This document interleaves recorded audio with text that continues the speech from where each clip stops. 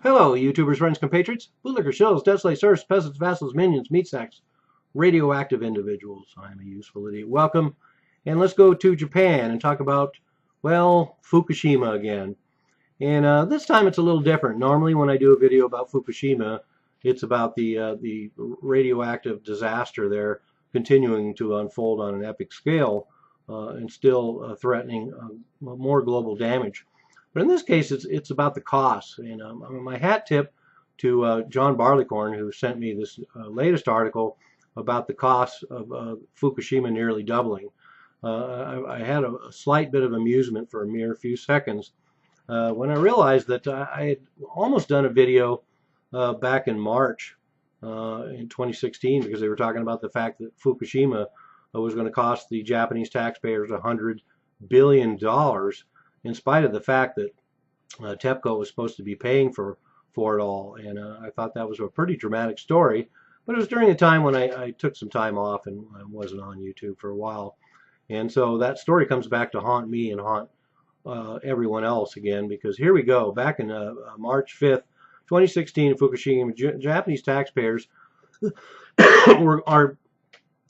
figured out that the Japanese taxpayers were going to foot the bill for Fukushima at that point, which was total cost of $118 billion. And the Japanese taxpayers were on the hook for $100 billion of that. So TEPCO only paying 20%, despite the claims that by the Japanese government, TEPCO, that they would pay for all of it. And instead, the Japanese taxpayers are paying it through taxes and through higher electric bills. And one way is the fact that the Japanese government is giving TEPCO interest-free loans and other subsidies, and basically putting the Japanese taxpayer on the hook for all the costs.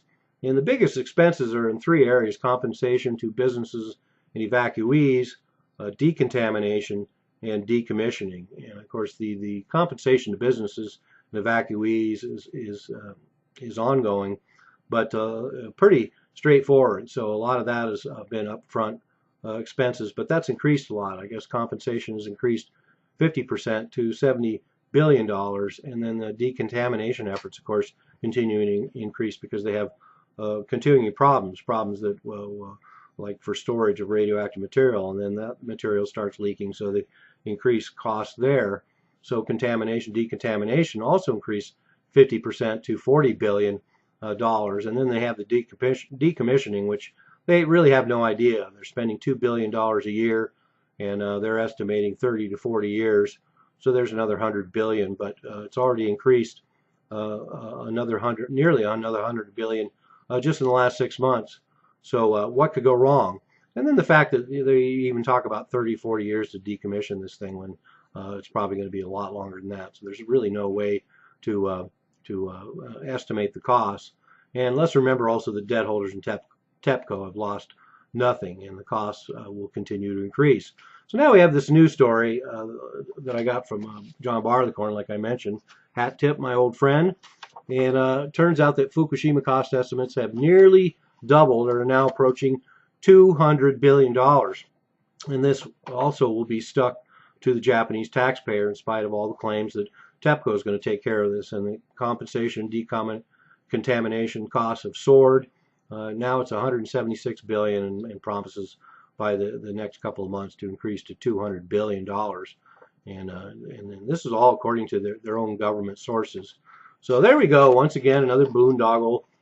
And it seems like the Japanese people are being awful polite about this, but pretty outrageous, the fact that they're on the hook for this Fukushima disaster, in spite of all the promises from TEPCO and the government. But considering the record of lies coming out of TEPCO and the Japanese government about Fukushima, nobody should be surprised by this. They have a more consistent record of lying than probably even Hillary Clinton. But I digress. So there we have it. Fukushima, the Japanese people will be paying for that for years to come. So if it increases at this level, we can expect another $100 billion by the middle of 2017. I'm a useful idiot. Don't you be one too.